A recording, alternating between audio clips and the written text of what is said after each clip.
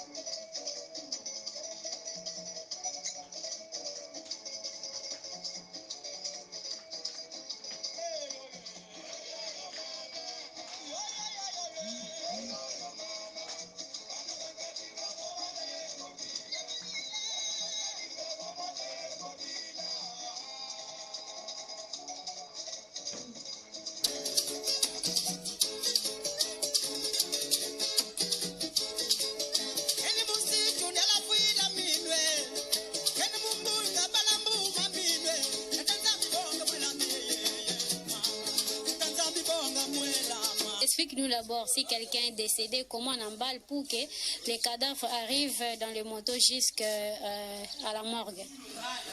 Ok, merci beaucoup pour la parole. Donc juste quand la personne est décédée, on ne nettoie pas à notre niveau, mais juste on le couvre d'un paire de draps et puis on le met à la moto, on attache les pieds. Et puis, on met le corde pour l'attacher avec le motard, avec le conducteur de la moto. Et puis, quelqu'un derrière pour soutenir. Et quand ça arrive à la morgue, et puis quelques jours après, nous venons pour prendre le corps pour aller enterrer. Si moi, mon nom c'est Richard Lemfombeti. Je suis coordonnateur de la société civile santé dans la zone de santé de Lukola. Et au même moment, je suis aussi coordonnateur d'une ONG de développement. Bon, par rapport à la question que vous venez de me poser là, d'abord, c'est un problème réel, le transport des cadavres sur moto. Et ce transport des cadavres sur moto, c'est surtout dans les villages. Les gens viennent retirer le corps à la morgue de Lukola et puis ils amènent dans différents villages du territoire de Lukola. Et pour rappel, le territoire de Lukola compte 5 secteurs. Et ces 5 secteurs sont des secteurs qui sont vraiment éloignés du chef-lieu du territoire de Lukola où se trouve la morgue. Et comme il y a la modernité, les gens, quand quelqu'un meurt, parce que dans le temps, il suffit que quelqu'un meure, cette personne devrait être enterrée les jours suivants. Maintenant, aujourd'hui, même les gens qui restent dans les villages, ils cherchent à ce que leurs cadavres puissent d'abord être placés à la morgue et préparer l'enterrement. Ce qui fait que quand quelqu'un meurt d'abord, quelle que soit la distance du village, ils vont tout faire pour amener le corps à la morgue. Or, dans notre territoire de Lukola, plus précisément dans les secteurs, les routes sont vraiment délabrées. C'est ce qui fait que même s'ils ont des véhicules, mais les véhicules ne peuvent vraiment pas emprunter ces routes-là pour arriver à Lukola où se trouve la morgue. Et c'est comme ça que les gens, voulant suivre la modernité pour préparer l'enterrement du cadavre, ils amènent les cadavres d'abord sur moto, sans cercueil jusqu'à la morgue. À la sortie, ils empruntent les mêmes routes de la morgue jusqu'à au village. Il y a des villages même qui sont situés à plus de 70 km, à plus de 60 km. Et dans certains villages, peut-être, ceux qui peuvent bénéficier des routes qui ont été réhabilitées, et ils utilisent parfois des véhicules, des jeeps. Mais en tout cas, dans la plupart des cas, même les jeeps ne peuvent pas arriver dans ces villages-là. Et donc, la conséquence, c'est qu'il faut simplement que ces cadavres qui ont été déposés à la morgue puissent arriver au village. Et pour en arriver, il faut utiliser la moto. Et les gens se sont spécialisés pour mettre les cercueils dans les motos et puis ils arrivent au village.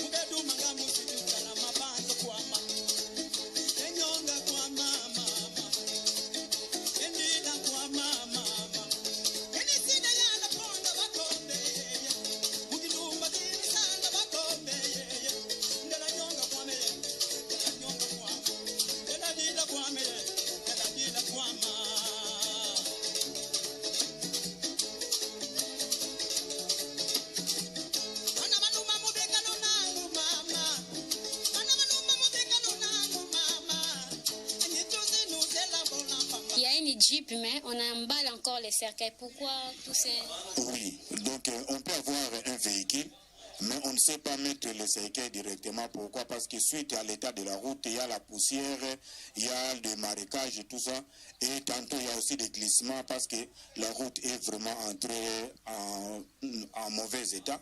Alors c'est ça qui fait qu'il faut emballer même les cercueils, on met les sachets pour que ça soit quand même propre. Pourquoi? Parce qu'on ne peut pas enterrer quelqu'un avec toutes les saletés possibles. Mama.